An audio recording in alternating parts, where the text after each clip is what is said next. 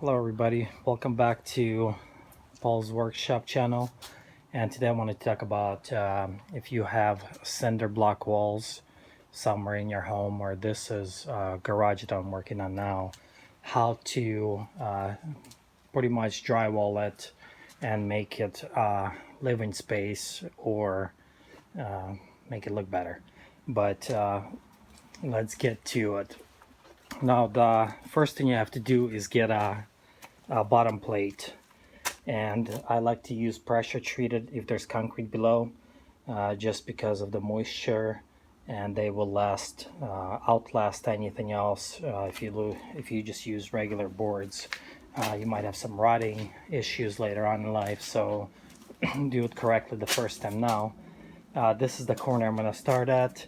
So what I do here is I put the bottom plate down, I use liquid nail, and I also use these 3-inch wedge anchors. Let me just show you the box. So it's a 1/4 inch, actually 2.5 inch. Don't want to go too deep, but these seem to hold pretty well. Plus you have the liquid nail, and I've had a really good experience with these anchors. I've used these before, but I prefer to use these kind. I don't know why, but they just seem to drive in better. And also these kinds, they have a little hump to it, this round space, kind of mushroom head, and I really don't like it. So with these, they drive flat, so then you could do your layout and you don't have to adjust for the bolt when you do your framing. You could just do 16-inch in center, or 24 or 12-inch, whatever you want to do. And another thing that I do is these boards are 3.5, 3 5/8 inches. It varies, but I like to set my board at 4 inches, just because a lot of the times if you look at this gap, it changes. It gets bigger, it gets smaller. And with these walls, a lot of the times they're not perfect. If you have really jacked walls, you want 1 inch or even an inch and a half from the wall itself to put your framing. And also, when you insulate it, you could have an air gap in between for air to just flow. So it's always good to leave a little bit of a gap. I do a 1/2 inch. I don't know if there's a requirement for that, but I've been doing it like that for years. And you just do a level line across each side, and you'll put your top plate on and start putting in the studs. It's a simple process. You could also coat this wall with some kind of maybe even red guard, waterproofing they use in showers. Put 2 coats on, and it'll seal the moisture in the wall, so then the moisture could just go to the outside instead of the inside. Or at least it'll give you some sort of protection. And I would, if you're gonna roll on some kind of a moisture barrier, I would go down and past, maybe a foot past on the inside of the floor. So I'll start the framing, and I'll get back to this video shortly.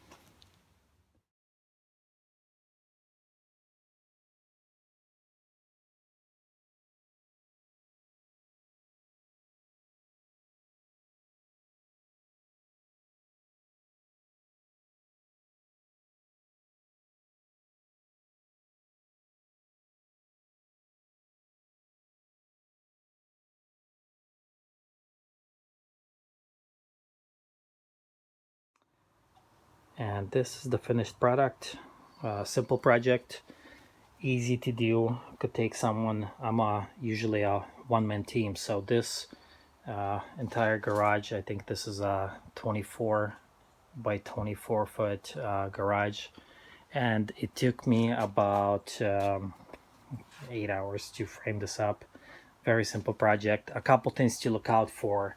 A little tip is I spaced. Now what I did with this, as in the beginning of this video, I snapped the lines at 4 inches from the center block walls on all corners. So I went, snapped the line, and that's how I put the bottom plate down.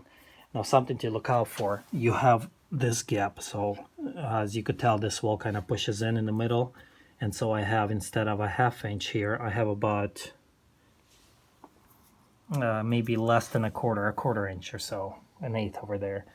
And if you see over here, it's about 3/8 from the standard framing lumber. And when you go up, the wall pushes out towards the outside of the garage. And you have about 1.25 inch gap over there. And that's something to look out for before you start with your bottom plate.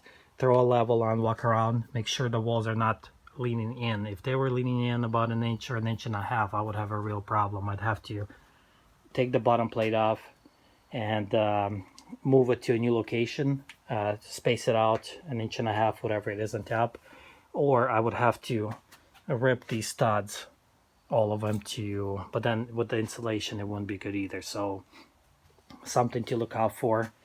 It's a very simple project. Just about anybody could do it with the right tools.